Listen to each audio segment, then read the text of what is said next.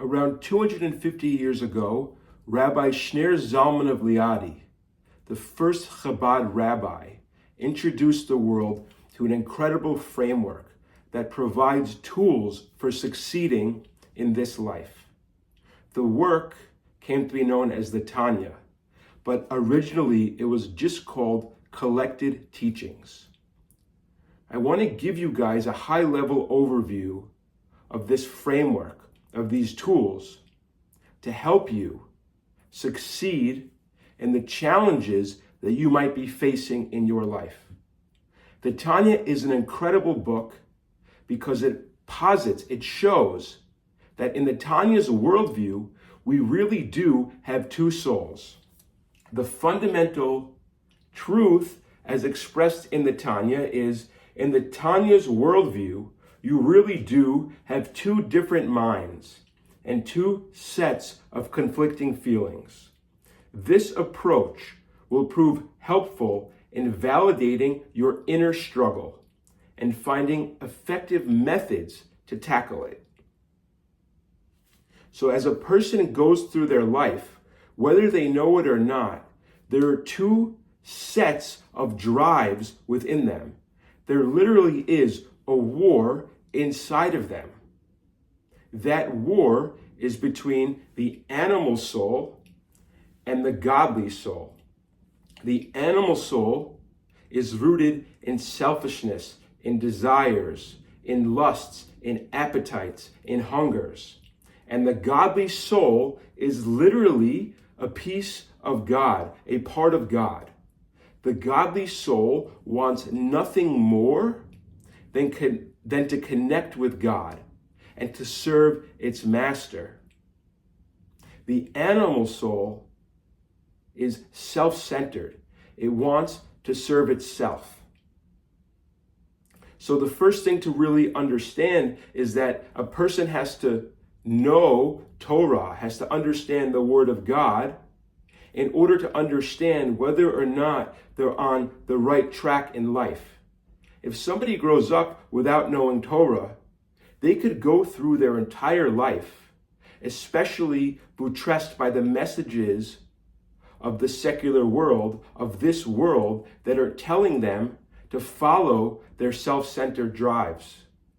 Do whatever feels good. That's the motto of the modern world. Seek pleasure. So a person could live their entire life off track. And in many cases, a person heads down this path, and then they're hit with pain, suffering, depression, anxiety, all sorts of problems. They don't have the right map. Now, the godly soul, the divine soul, wants to follow God. We're told in the Tanya that that the body is like a city, and that the animal soul and the godly soul are each a king, so to speak, that wants to conquer the city and subject all of the inhabitants of the city to its will. A king wants to conquer people and have them serve him and do whatever he wants. Each of the souls, animal soul and godly soul, wants to conquer all of the limbs of the body, all of the thought, speech, and action of the body, so that the body, the person, will serve each of those souls. This is a huge insight because oftentimes a person has conflicting drives, thoughts, desires, and they might not know how to act, and they might not know where all this is coming from. This is coming from, in the Tanya's view, the fact that we have an animal soul and a godly soul that are literally competing inside.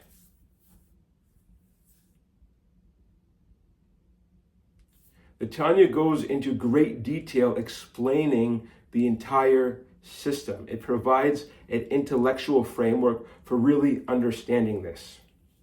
It's fascinating and it's amazing.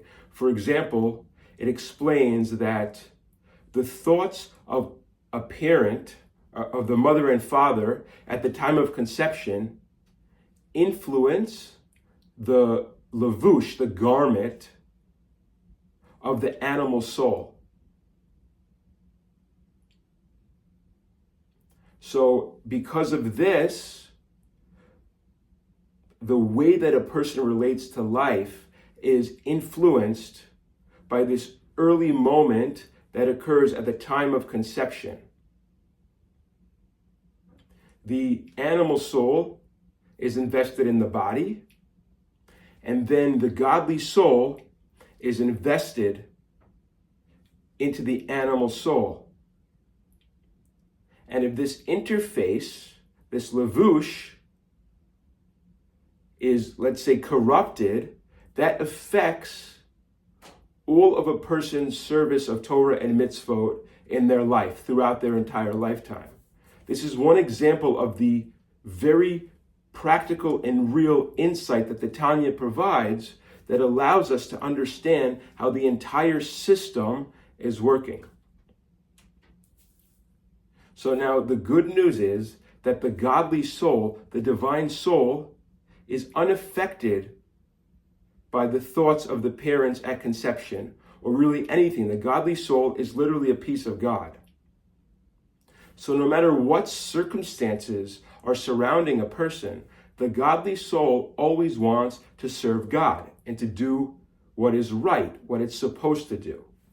So now the question becomes, how do we give the godly soul control over our personage? How do we make sure to live according to the godly soul? So really what we have to do is we have to strengthen the godly soul. We strengthen the godly soul through two ways. One is through meditative prayer. So we pray 3 times a day, and also on our own, we're constantly connecting to God and praying. And that prayer strengthens the godly soul. And the other thing is Torah study and Torah learning. Now, meditative prayer connects our soul to God. And if a person is praying as they're supposed to, there's a lingering effect of that prayer, which lasts throughout the day, so that when a person is put in situations of challenge, their godly soul is strengthened enough to be the judge, the decider over their actions. And Torah learning similarly strengthens a person because the mind becomes immersed in the Torah. So it brings clarity to what a person is supposed to do. And this provides a person also with strength. The Tanya explains that a tzaddik, a truly righteous person, always walks in the way of God. A tzaddik is always doing what is correct. But most people, especially in today's day and age, but at any age, are not tzaddikim. They're not completely righteous. The definition of a completely righteous person, according to the Tanya, is somebody who never sins, meaning who never misaligns, who never steps outside of the bounds of the Torah, meaning all of their actions, the way that they treat other people, their wife, their family, their coworkers, their employees, is always correct. The way that they relate to God is always perfect and correct. They're walking in a perfect straight path. That is a righteous person. Now, there are 2 types of righteous people. There's a tzaddik who has it good, and there's a tzaddik who has it bad. Some tzaddikim, all of their external actions are correct, but inside, the animal soul hasn't been completely subjugated, overrun by the godly soul. So you can even see that it's a very high level to actually be a righteous person. There's another category of person called a Benoni, an in-betweener. An in-betweener is somebody whose external actions are all correct and perfect, just like the tzaddik, but there still is an internal debate, let's say, between the animal soul and the godly soul. So an in-betweener has to work on themselves to strengthen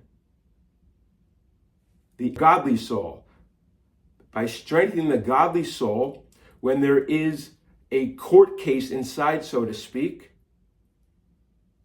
the godly soul will prevail.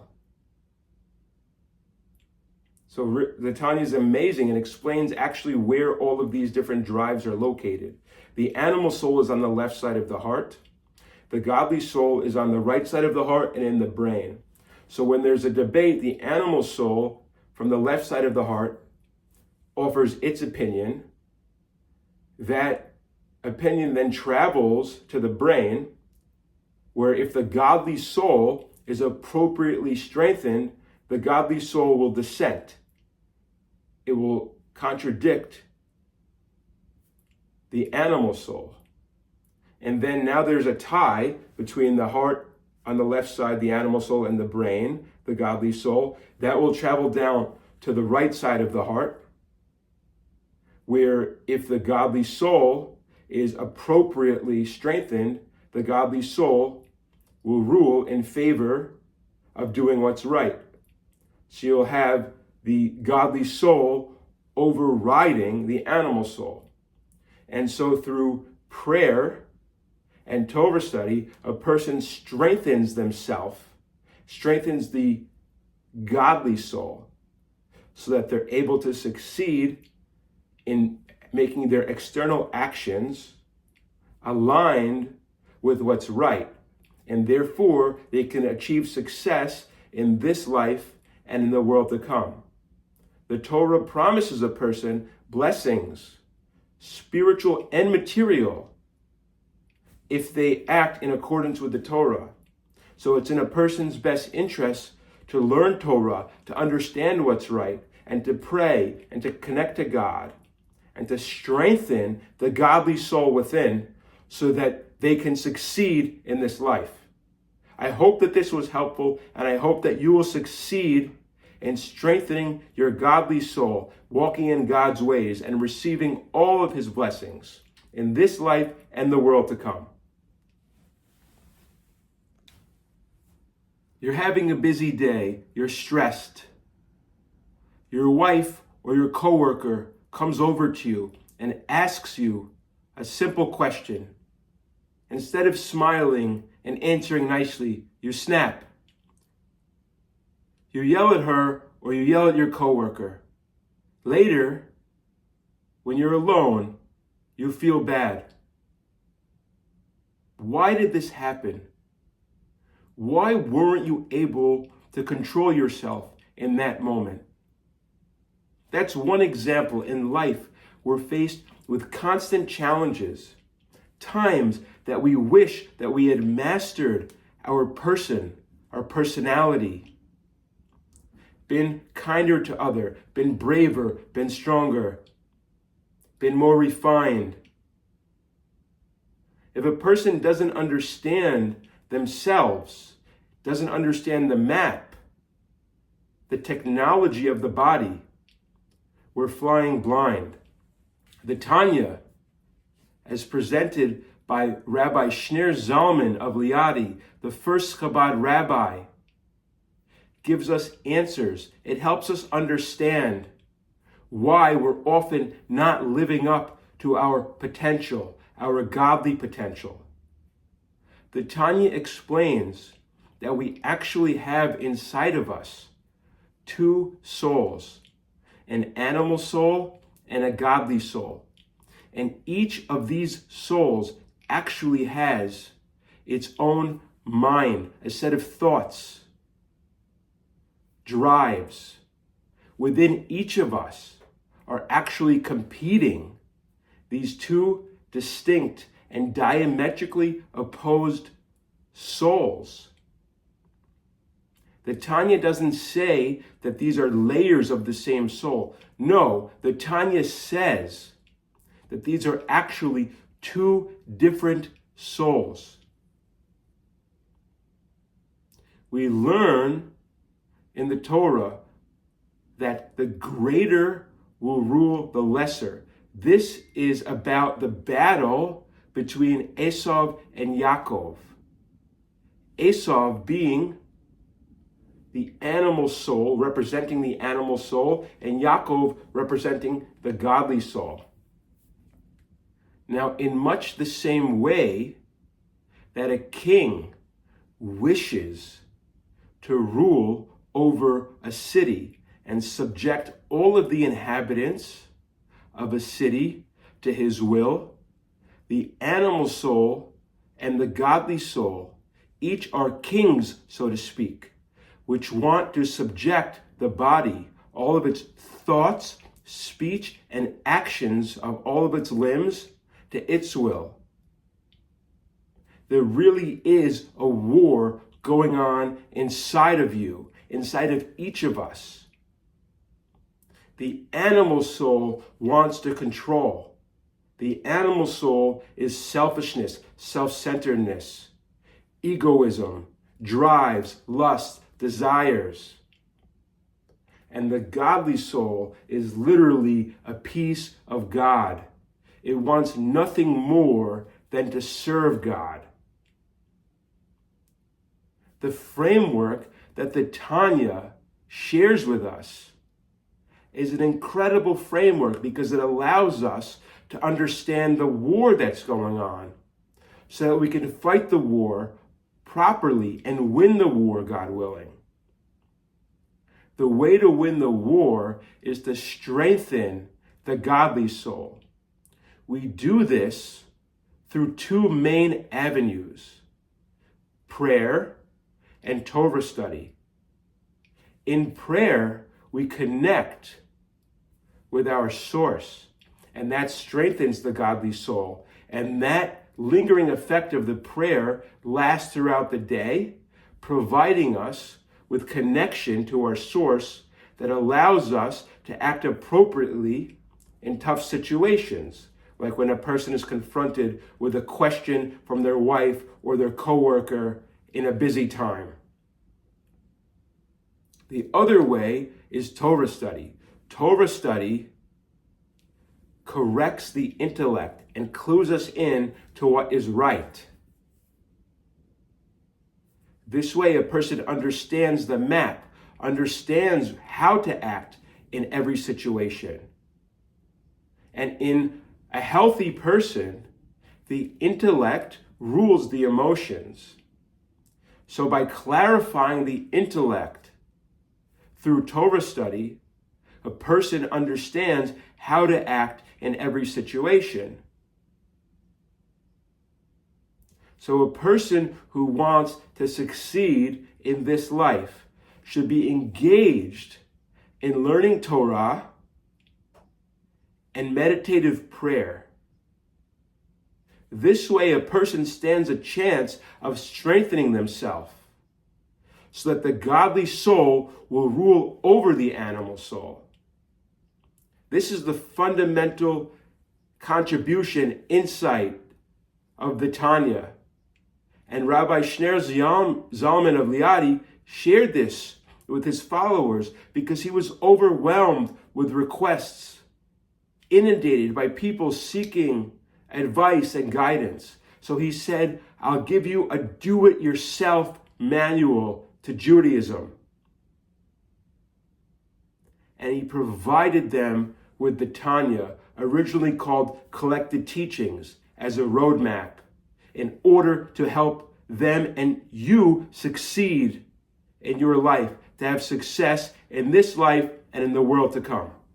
I hope this was helpful. And if you'd like more videos or follow-ups, just let me know.